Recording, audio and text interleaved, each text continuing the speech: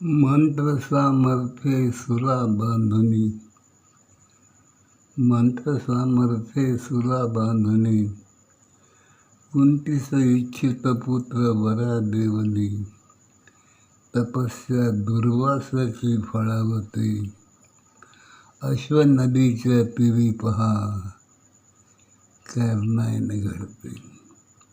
दुर्वासाने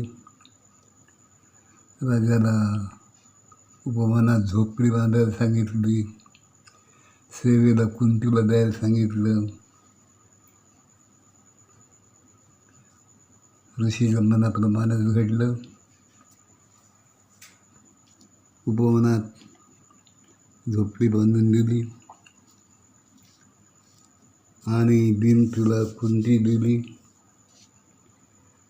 कुंतीनं कधी काम केलं नव्हतं.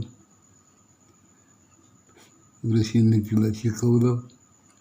तिने मनाभावानं तिची सेवा केली आणि मग सारा यज्ञाची तयारी झाली.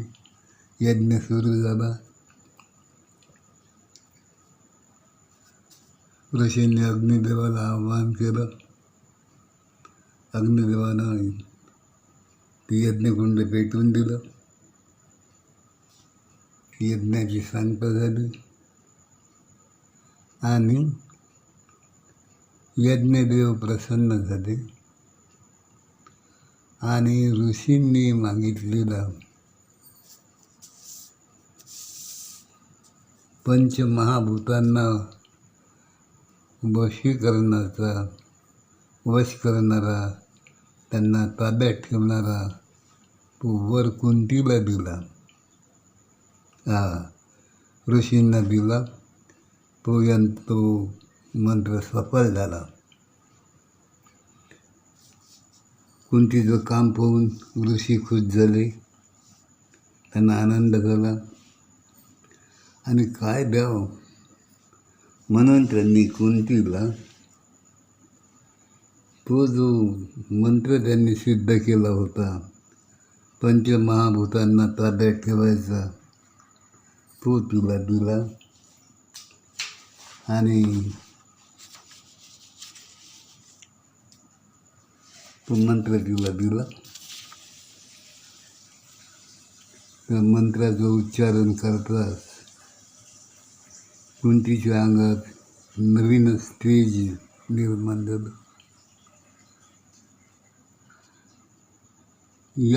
या मंत्रात इतकी ताकद होती की कोण्याही देवतेला आवाहन केल्यावर ज्या भावनेनं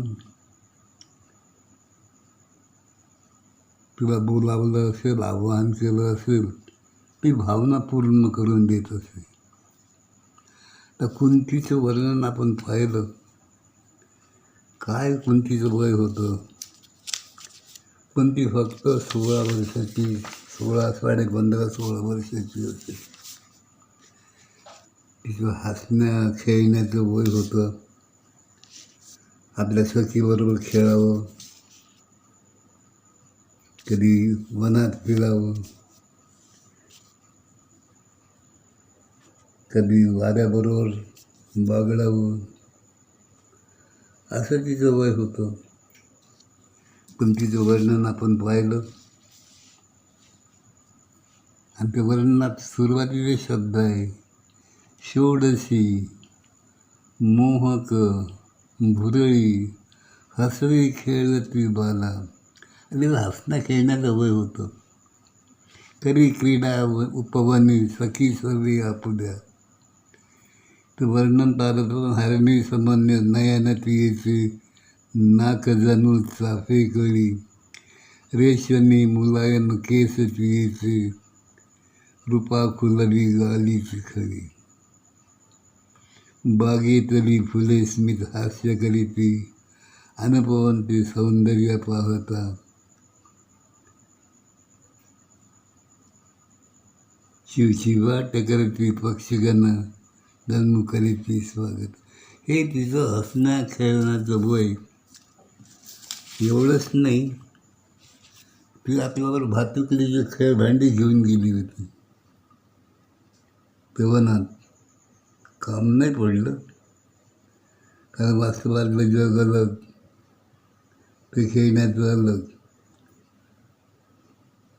त्याचं काम नाही पडलं. ऋषीने तिला शिकवलं, ऋषीने सांभाळलं तिला भरपूर आणि मोबदला म्हणून तिला प्रसिद्ध केलेला मंत्र दिला. त्या मंत्रात पंचमहाभूतांना वश करण्याची ताकद होती, सामर्थ्य होतं, ते तिला दिलं. आता हा वर जो दिला, शाप झाला की वरदान झालं. सुरुवातीला असं वाटते हा वर म्हणजे त्यासाठी शाप ठरला, पण नंतर कुंतीचं पूर्ण जीवन पाहिलं तर तिला ते वरदान होतं.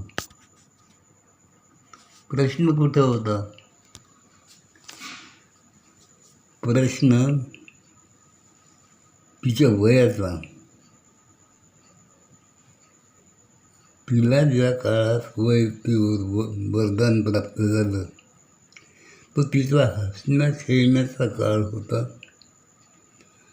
चिकित्सक वृत्ती होती आणि त्याचाच परिणाम झाला. आपलं जीवनभर आपलं शल्य दाबून ठेवावं लागलं. कारण तिचा मुलगा होता, पण 4 चौघात सांगता नाही आलं. शेवटी अगदी महाभारताच्या युद्धात ज्यावेळेस कर्णाजवळ ती गेली, त्याच्या आधी कर्णाला माहीत पडलं होतं, कृष्णाने सांगितलं होतं, पण तिला बरेच दिवस माहीतच नव्हतं. खेळ झाले त्यावेळेस तिला माहीत पडलं की कर्ण आपला मुलगा आहे, पण बोलू शकत नव्हतं. कारण त्या मंत्राचा प्रयोग तिनं ज्यावेळेस केला त्यावेळेस तिचं ते वय नव्हतं.